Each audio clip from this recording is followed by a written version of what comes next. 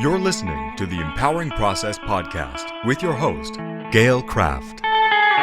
Listen as she holds frank discussions around how your purpose, being present, and trusting your power impacts your life.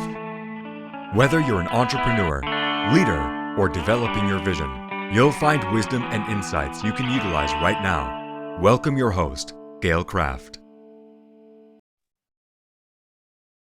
Well, hello, everybody. This is Gail Kraft from the Empowering Process podcast. And I have with me Cindy, and I'll try to get this correct. It's Benazra. Benazra. Okay, pretty good. Not bad. And Cindy has been on many podcasts. She is an author. She is, I believe, also a coach. And she has a program that Cindy Talks, and it's all about vulnerability and getting information out there that has previously been mostly silenced. And it's information about abuse. And welcome, Cindy. Thank you for joining me today. Thank you for having me. I appreciate it.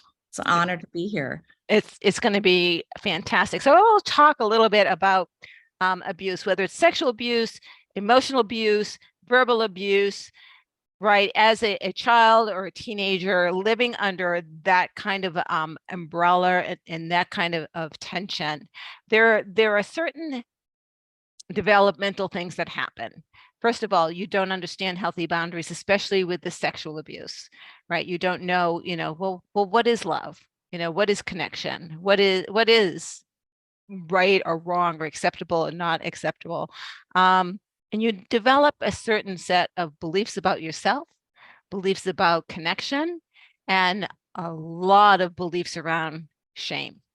And so Cindy is going to share her experience as a child and as a teenager in a family of sexual abuse, with the secrets, the lies, and the emotional baggage that she had to carry until one day, thank goodness, she woke up.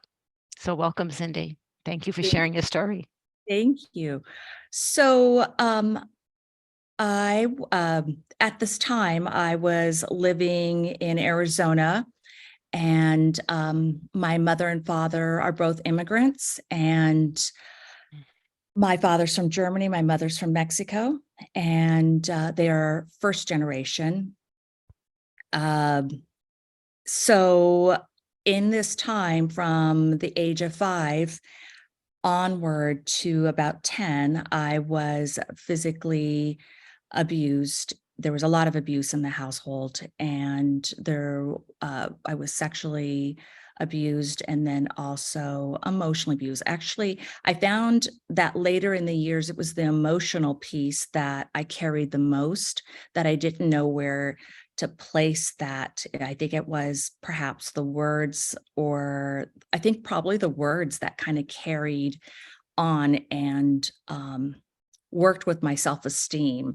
And I felt that to be the most difficult to get over that hurdle, but everybody's different and unique. But that was sort of my crux to carry into adulthood. And so I wrote about what had happened to me from the age of 5 to 10 and what it was like to grow up with a pedophile. He had molested several children in the neighborhood also.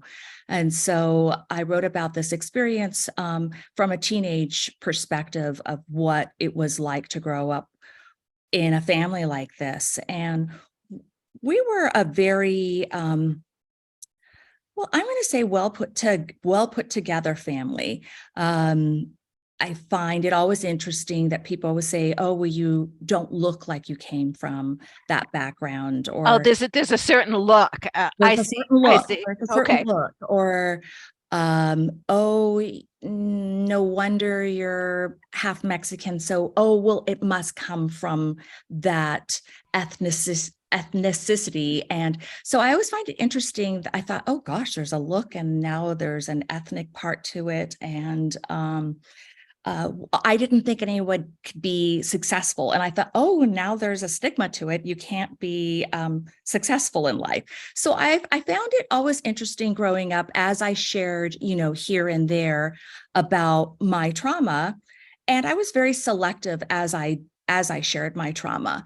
Kind of more or less really when I was dating. And the reason why dating is because it was kind of like a great process to sort out what I didn't want. So if somebody couldn't handle or emotionally was receptive to the fact that I came from this background, it was just sort of like a screening process. It was fabulous. I thought, oh, okay, they're out. And somebody who could listen, ask questions, be accepting of me.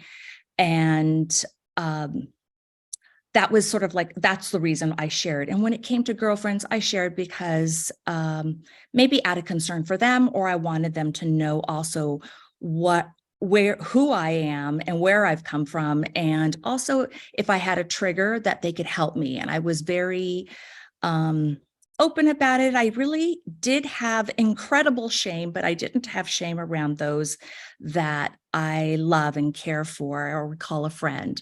So because I really needed other people's support, I felt that I couldn't get through in life unless I reached out to others. To carry such a burden, then it becomes shameful. I think if you start stacking a lot of things down and pushing it away, it starts to become more of the thing that whatever you're trying to hide becomes more the reality in your mind, like unconsciously and subconsciously the thing that just needs to come out. So I felt that for me, it worked this way if I shared.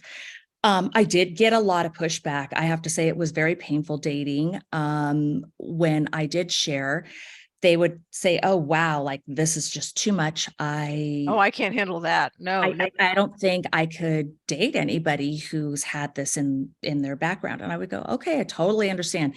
It was hard I'm glad, but it was hard to hear. I mean, yes, it brought me shame, but it was also a tool that I used to screen. And if it was girlfriends who were looking for a certain kind of person that they could only hang out with, then that was just a tell. Like, I was like, oh, okay, then that's not who I need to be with. So that was I mean, have you experienced anything like that where you share something of your life and somebody's like, I don't know if I could deal with all this? I still do. Right. I am so out there as to who I am and what I do. I have had many people quickly pass through my sphere of influence, shall we say. Well, then you could, I mean, I think a lot of people could empathize with that, if you have whatever that may be in your life, yeah. So I think a lot of people could empathize. But in my book, I reveal a lot of what it was like to go through this. And then later on, I switched to the wiser woman, the adult version. And I wrote about the things that I used in life to overcome and the things that kind of saved me and what it was like how it's like now to have a healthy relationships and the things that I found to recover and heal. And I still feel if you have significant trauma, it's an ongoing process, and it's one to kind of recognize and go, okay, hey, like this may never completely heal or go away, or I might not get out that complete splinter, but maybe I have 1,000 less splinters and I just carry 2 right now. So there are things like PTSD that I still carry in my adult years. And I'm very open, especially with my husband, because I don't think it really shows in other areas. But with my husband, we're pretty upfront with our communication. And I found that's the best skill that I can have in the way to save myself when it comes to a trigger with my husband. So I will say that, I have a lot of people on my podcast who have abuse of some kind stories that they share and have come through to the other side. I have very many more pre-interviews with people. And when we get to how much of your story are you ready to share? Well, no, my father's still around. I wouldn't want to hurt my father. I wouldn't want to hurt my mother. I wouldn't want to bring shame on the family. No, I can't tell the story. And so that shame and that sense of responsibility. So let's talk a little bit about, shame is such a broad word, but for me, one of the things that I was told growing up is keep your dirty laundry in the house. Don't let the neighbors see your dirty laundry, right? And as a child, that's a heavy responsibility to be keeping adult secrets, right? So let's talk a little bit about what that was like and what it was like for you when you finally did speak up, right? And what you had to go through in order to feel brave enough and safe enough to speak up. Right. I love the fact that you just said that, Gail, because I think, I was born in the 60s. I think, at least I could say during that time, it was a common thing that whatever happened in the household does not get shared outside. And my mother would say it over and over again, like a broken record. Like if they had a fight, this does not get shared. Whatever happens in this household stays in this household. In some parts of it, I don't know why I'm thinking about this, but it reminds me of that Vegas saying, whatever happens in Vegas stays in Vegas. And I thought, gosh, a saying's just following me all over my life, but anyway, but it was truly, truly that. And it is an incredible, if they are heavy, deep secrets, that are not discussed, then they become, you could think, I mean, it couldn't even be something so innate as, I don't know, something very simple and innocent.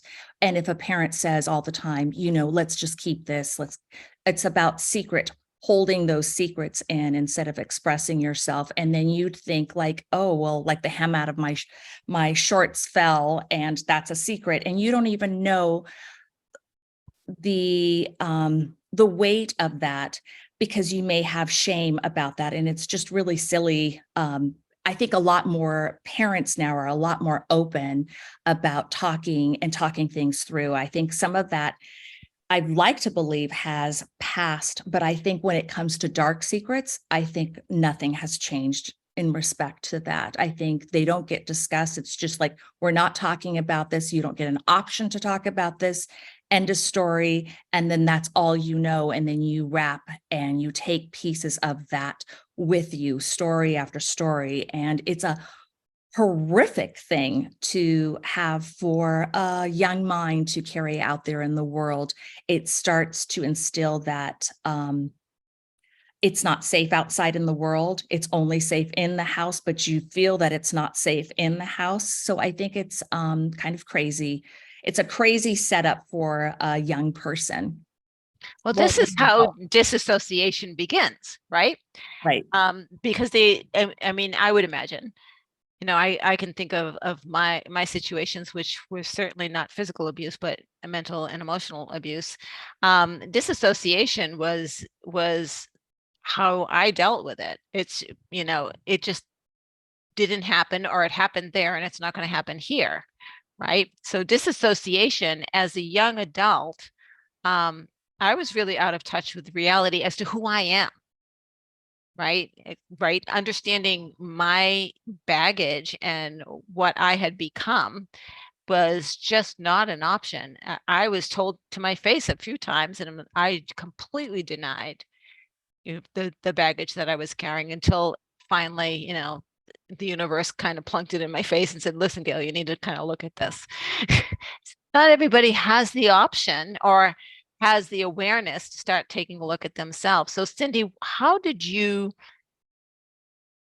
what happened that you started looking at you and started dissolving and resolving this baggage that comes with that kind of experience? So it kind of relates back to what you were just asking, like when you do share amongst your family, a lot of people say, hey, this happened to me. However, to go and take the next step, it's also, that's the real, where the real true bomb is. And that's where the true shame lies, because it's not only your shame, it's the shame of your entire pod, your family, or whatever your family looks like. And when you share that, maybe those people aren't ready to be exposed either. And so when you come up to them and say, hey, like, this is what happened, this is my experience, I want to talk about this because it was never discussed earlier. Not everybody in your pod is going to be willing or is going to be emotionally in the same spot as you are. And I think that's a very realistic. It happened to me.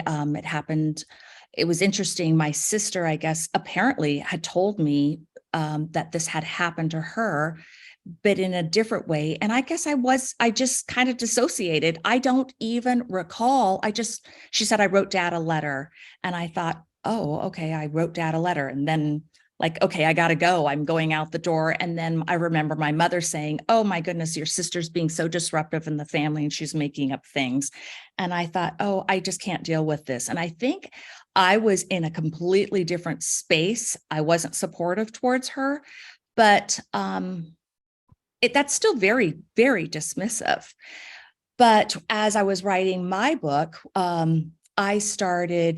reason I started this is because my father, who is my abuser, he was ill. And so I decided, my dad and I have always been like oil and vinegar or fire and butane. I mean, we have never really gotten along together. I was very vocal, let's just say. And so we've just never gotten along. But in his elderly years, I had to take care of him. The reason why is I had power of attorney. And so they would call me all the time from California, and I live in Washington. They would call me and say, hey, your dad's not taking his medication. Then I would call my dad up and, Dad, take your medication. And then it just became a problem. I have a special needs son. So I elected, just because I have a special needs son and he was going through a lot of emotional things in high school and I wasn't sure.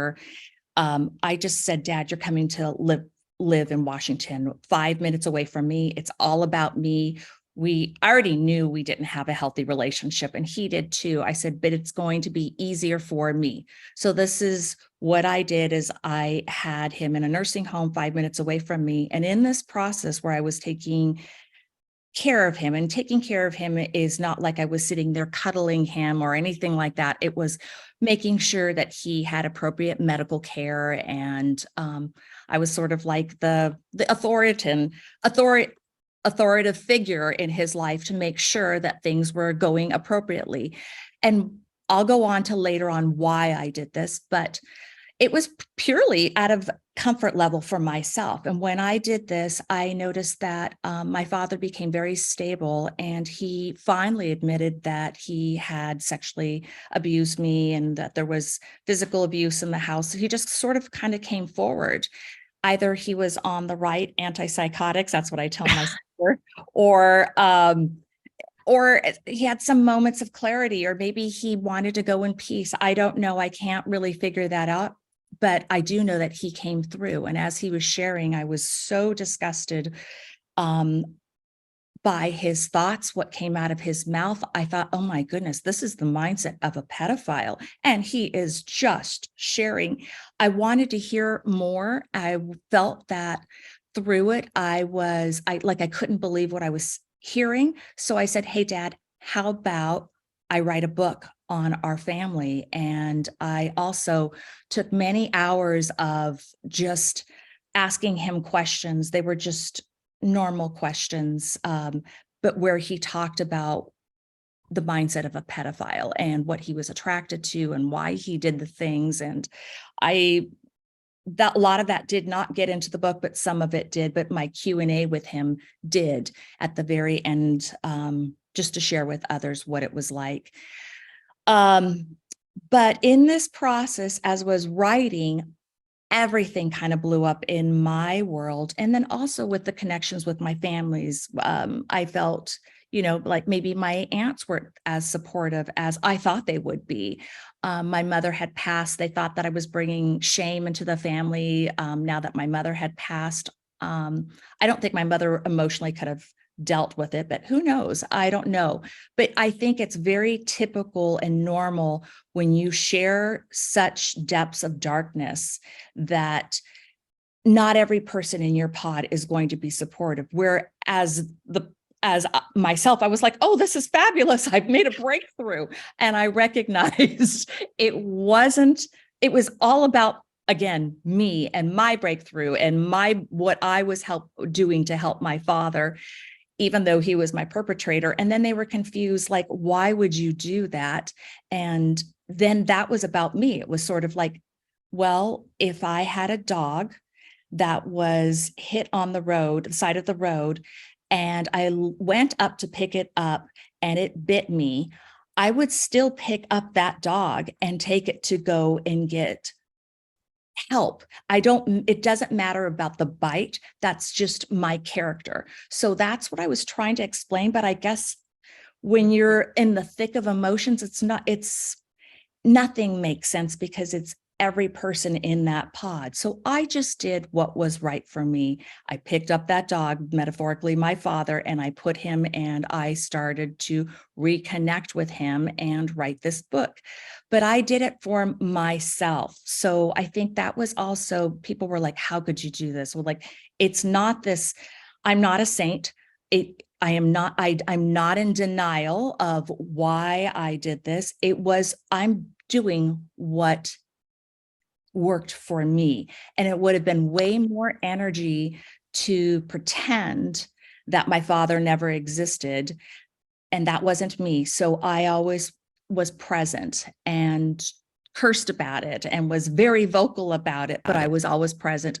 And to the end, so I did not deny. I felt that it was denying my character, who I am, if I just pretended that it wasn't there. And I felt that my sister, I love, adore my sister. And she was sort of like, Cindy, I don't want to see Dad. I don't want to hear anything about him. I don't want to do anything with him. I'm out. And I didn't resent her because I totally respected where she was emotionally. She could not deal with it. And that's not her personality. So again, it was about me doing this for myself. And I think that's what I would have to say to somebody else who is in a situation where you want to talk about what happened in your family, those deep, dark secrets.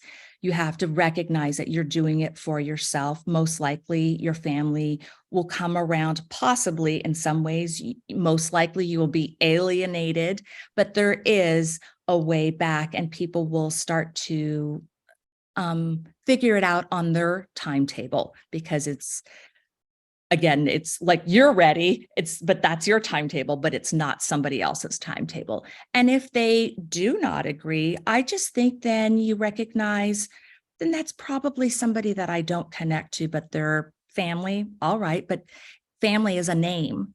There is a connection, but if you don't feel like you shouldn't be forced to feel connected or bonded in any way. If it doesn't resonate with you, you are your own. Yes, and I love that. I will say that the realization that my children are individuals and not connected to me, other than I was a vehicle to give them birth, and I was responsible for their upbringing to give them the boundaries in order to survive as adults and thrive if they chose to. But choices that they make after that, right, and the path that they take is really their story and not mine. Right. And I think that that's where families kind of get tripped up with each other, because they still feel this attachment, this ownership, right? These expectations that really have nothing to do with honoring people as individuals, right? Right. And so the fact that you were able to be comfortable with honoring who you are, right, and recognizing that the most important thing to healing, and I need to find another word, because We're not broken. Acceptance. I think Right. it's about Right. Okay. acceptance, like accepting who you are and loving who you are and accepting the in total embodiment of whatever the scars, the wounds, the beauty in them, the flaws in them, and being accepting of yourself and to go, this is who I am with all my flaws. And this is it, because we all have those, and but being an acceptance of that. And then when you have full acceptance and you share that, there's not much more that anybody could poke holes in you. You've already shared them all. Right. Right. And that's the secret to vulnerability. So vulnerability doesn't mean I put my dirty laundry out there, as you say, but I do acknowledge and accept responsibility and accountability for me, right? And my choices, right? And I think that is the most challenging thing for people is to be completely honest with themselves, regardless of what others think. And it's a challenge. It's a process. It's hard. It's dirty work. It's hard. It's dirty work. Sorry, people they don't want to do it, but when they do, Cindy, isn't life just glorious? It is. Oh my gosh. It's amazing. If you can get through it, and again, this didn't happen in a year. It didn't happen in 10 years. I'm talking about a lifetime. Right. And from 10 to this day, I have worked and I still continue to work. And I believe, my belief is when the day we stop, then the day we stop evolving.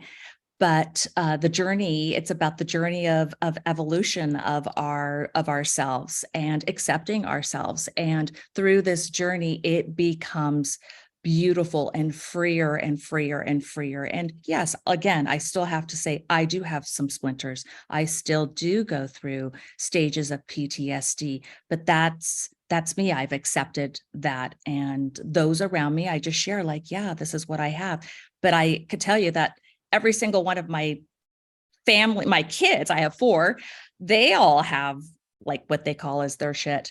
But yes, they all have it too. And that's just being human, and nothing,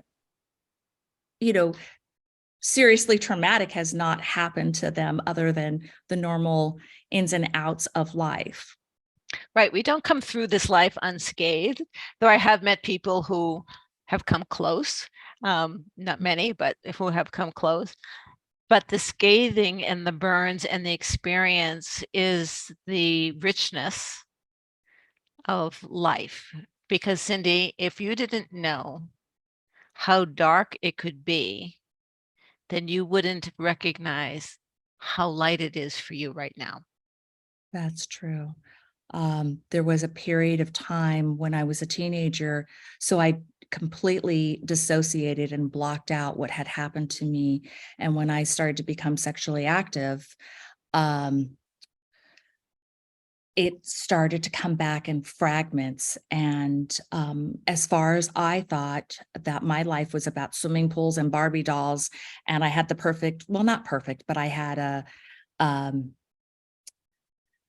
somewhat of a normal childhood, because that's what I defined as normal. So I didn't even recognize the complete insanity of my life. But when it started to unfold, it came in dreams, and I would dream about them, and then I would journal, because I didn't know how to get that horrific dream out of my head. So I would journal that dream down. And when I had a notebook completely full of repeated dreams or parts of a dreams, I was able to take the same repeated dreams and go, okay, this happened here, this happened here. And then it started to make one sense. So if I could describe it, like, it would be like having a shattered mirror or a window, and it got broken. And then you take all those fragments and you put it together like a puzzle and remake that mirror. And that's how I was able to find out that this happened to me. But it was triggered through being sexually active, being sexually curious, the whole thing. And when I asked my father, well, I asked my mother too. When I asked my father if any of this was true, he felt that I saw it in a movie or read it in a book, then said, "Oh my goodness," like I was mentally ill. "Are you okay?" And of course, it it infuriated me. And then I went to my mother, and my mother said, "Why would you, like she she was in denial too. She was just like, "Why would you bring this up?" and question me. And I felt very, very betrayed and very isolated in the world. So much to the point where I couldn't even deal with the truth of the matter. That every day from school, I contemplated jumping out the window. I lived in Spain at the time. So we didn't have the convenience of elevators. Everything's a little bit more rustic over there. And I would go up the stairs and open up my bedroom window and sit there and contemplate every day what the pros and cons of life and why I should not jump and why I should jump and what's keeping me here. And that was another part of my journaling that I did. And eventually it was um it was very real. I didn't obviously do it. I wouldn't be here, but it was a very real, dark place for a 16-year-old to be in a land where I didn't have the same. There was a language barrier. I couldn't even go to the library for resources. There wasn't a computer as we have now. So it was very, very hard. And I had to figure it out on my own. Like, how am I going to stay present? How am I not going to dissociate? I was dissociating all the time. I felt like I was just a zombie, just walking through life and not feeling, not hearing. I was always enjoying laughter with friends. So I was present with that. But otherwise, it was just, I don't remember eating, nothing. I was just incredibly depressed. Yeah. And Life is a blur. it was a blur. It was a very hard thing. And I think a lot of those tools that I used to help me be present and go on, because I had to find them myself, um, those I elaborated later on in life. And now we have so much more, but they were basic tools that I used to kind of save me. Because I was so disgusted with myself. I didn't like anything about myself physically. I didn't like anything about me, the person who I was. I felt like I could have taken 1,000 showers and not get the filth off of me. I just couldn't. Oh, it was just a horrible place to be. Horrific. Right. But you found your way out. And that is the beauty of your book. And I'm so thankful that you got to share that you have Cindy Talk. And if someone wants to get in touch with you and hear more about your story or work with you, how would they do that, Cindy? www.cindytalks.com. Just reach out to me. I have a blog. I write several times a month and would love to hear from you. I think the reason I'm doing this is just to let others know that they're not alone from any forms of trauma or abuse. Or if you think that, because I had a belief system that I would never be able to succeed in life, be a functional adult or find a healthy relationship, or even, well, at one point be alive, like even make it through it. I did not. There was, I think, a really huge part of my years where, first of all, can I survive the trauma? And then afterwards, can I live in this world? Will I be part of this world? So I think there was a lot of mistrust with the world and very broken stages, but there is a way through, and there's a lot more. I think statistics here in America are 1 in 4 girls, 1 in 6 boys, but those are reported, so it's a lot more That's than. reported. That's reported. I know. Well, I come from the inner city. Mhm. Um, I talked myself out of a rape, and that's a long story how that God talked me out of a rape. That's a whole other story. I was being choked. I was ready to die. And when I gave up, he released. It was crazy, but that put me on a journey of, well, how many of my friends have gone through this? Because I did tell the gang, but I didn't report it to the police. I didn't tell my dad. I didn't tell anyone. And so I started asking women, so were you ever in a dangerous situation such as that? And I was shocked at how many said yes, to school bus drivers and teachers and just, parents, so many women. Absolutely. I think it's more like 9 out of 10 because it's just not reported because of Yeah. the shame and the guilt. Yeah. Yeah. Or when mine was reported, they didn't know what to do with it. I had no broken bones. I just had bruises. I guess that was like, oh well. Yeah. No broken bones. Actually, so my father, my hymen was intact, and I wanted to talk about sexual abuse. Comes in different forms, and mine was pornography, primarily pornography, and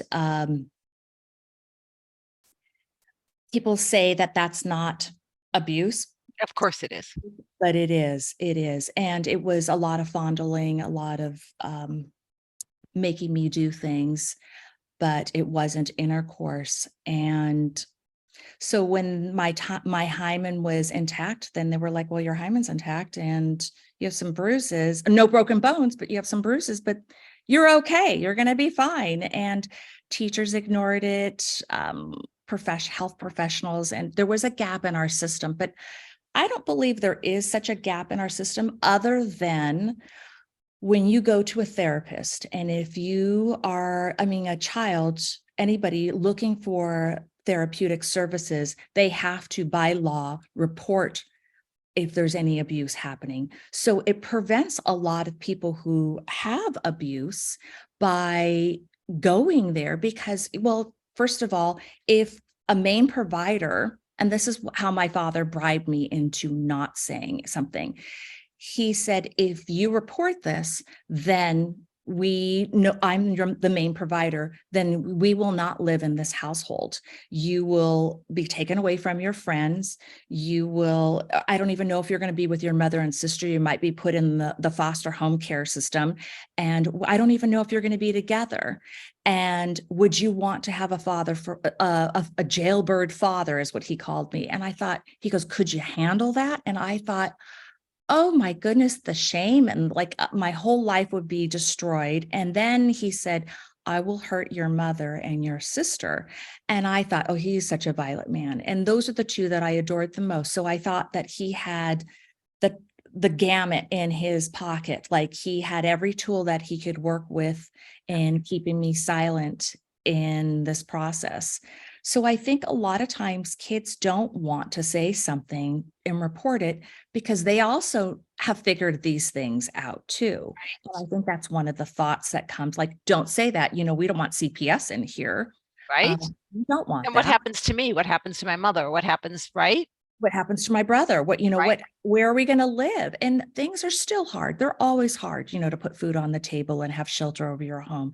So when you're taking basic resources away from yourself, or if you were just thinking about just my friends alone, I mean, most children don't even want to go to a different school or not. I mean, that's like their whole entire world. So they're thinking just very, and I'm not going to use the word small, but they're just thinking their scope it's very, It's microscopic. It's looking at microscopic. yeah. Thank you. Thank you. Yeah. So their scope is very microscopic. So I think that's kind of a lot of times where it happens and we don't get a lot of services. And that is still a broken service here that has not changed from the 70s, unfortunately. And I think there's a lot more people are like, oh, they get counseling services, but it gets reported. And if anything comes out of what I'm doing, I just wish that there were more laws to protect children in this arena about getting services and being protected, being guided, at least something, some place that something has to change. I don't know what it is. I don't have the solution to them, but something has to change because this is going on since the beginning, biblical times. Right. This has been going on, and it's still a broken system, and I don't understand why we don't want to put up barriers to save ourselves, save our children, save our grandchildren. I think we're all worth it. Right. Without sacrificing basic resources. Right, right. There has to be a way through this. So I'm going to keep and continue and talking until we find some of these broken systems so that we could find help for ourselves. And there's so many out there. Right. If we could just bring them together. Cindy, thank you so much. I know we could go on forever because I'm like, so many questions are coming. It's like, no, we got to stop. So again, this is Gail from the Empowering Process podcast. Thank you so much for joining Cindy and me today. It was an interesting conversation. And if this brought up any questions, by all means, please do comment and we will get back to you. If you know someone who could benefit from this discussion, please absolutely share it out. And as always, do like this, give us a thumbs up if you like it, and subscribe so that you know when the next episode is coming up. Gail Kraft from the Empowering Process podcast. Thank you so much, Cindy. Thank you. Thank you, Gail. Thank you for listening to the Empowering Process podcast. Be sure to visit Gail at gailkraft.com to learn more about how she serves thought leaders, entrepreneurs, and goal seekers.